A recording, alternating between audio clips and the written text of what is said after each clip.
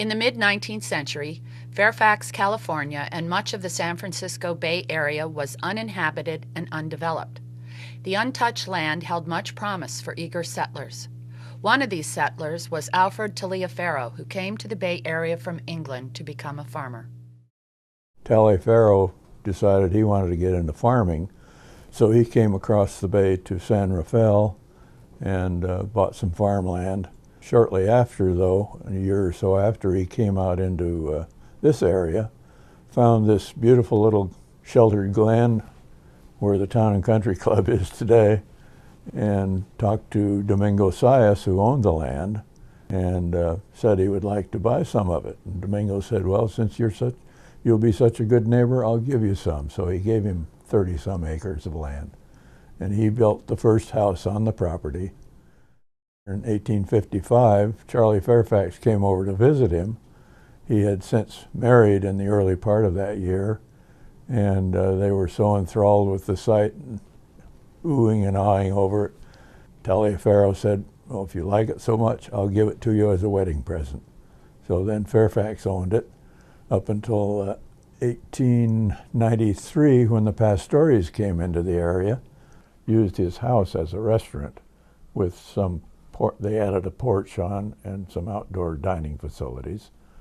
And then when it burned in 1911, they rebuilt on an even grander scale. And the building you see there now was became a well-known inside restaurant with a well-known chef.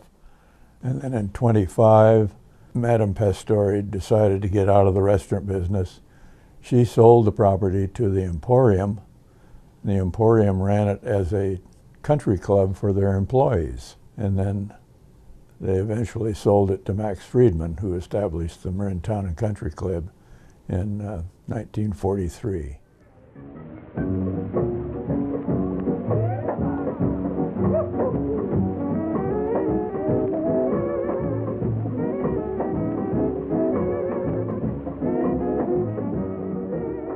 Once you cross the small moss-covered concrete bridge that connects Fairfax to the Marin Town and Country Club, you cross into another world.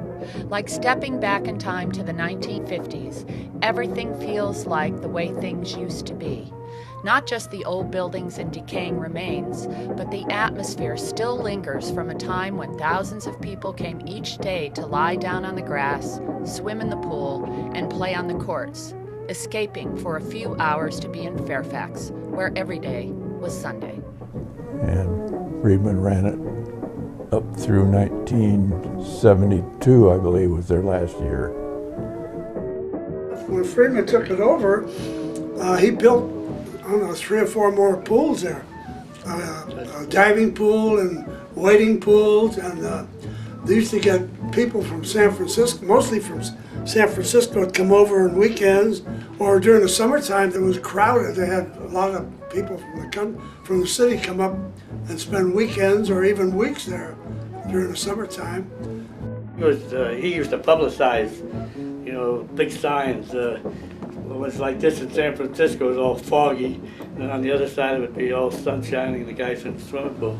Most of the entertainment was by the people that came in on their own to exercise with the basketball courts and play baseball or basketball, and things of that sort. And then they would have Saturday evening dances with broadcasts over the radio. Good evening, everyone. This is Ellis Lynn greeting you from the beautiful new Redwood Bowl of Marin Town and Country Club. They'd get some of the big name bands from the city that would come over and perform for the Saturday night dances. He was a great guy Max Friedman. He helped a lot of guys go through college. You know, I mean, they gave them jobs. Periodically, during the summer, he'd have big picnics, maybe 4,000 or 5,000 people would come to the picnics.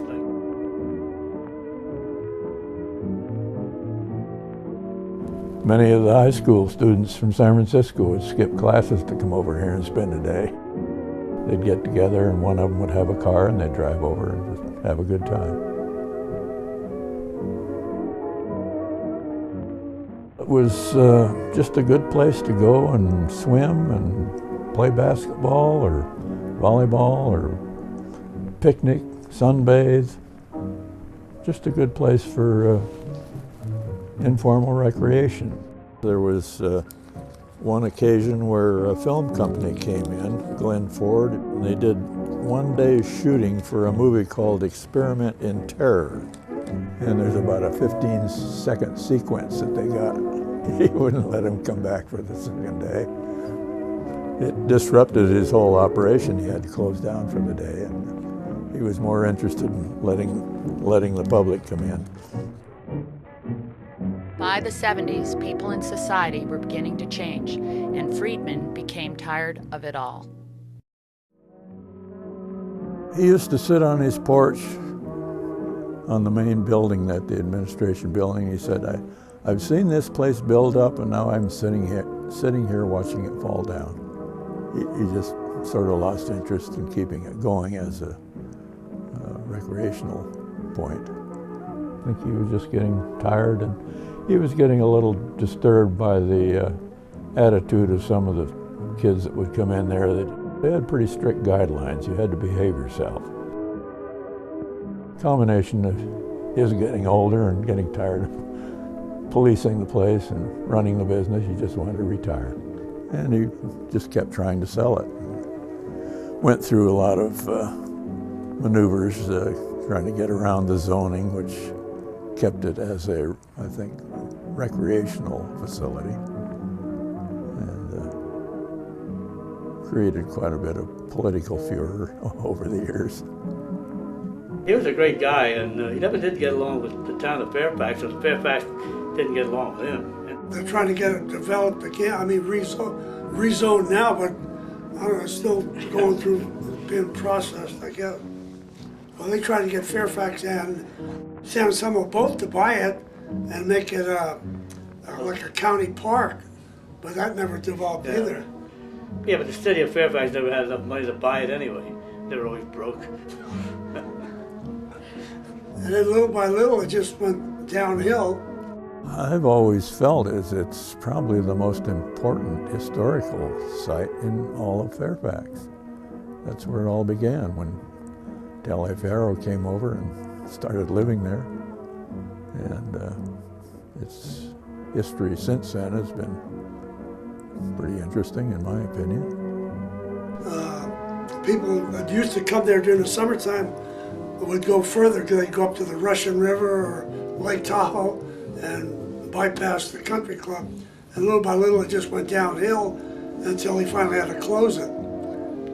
Close the grounds, but he still kept all the apartments going, and they're still there to this day.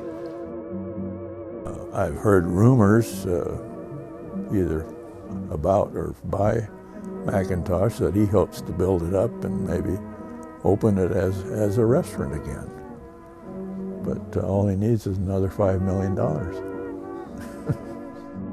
I hope it will be available to the public again. I think it'd be a shame to subdivide it and split it up and just make it disappear.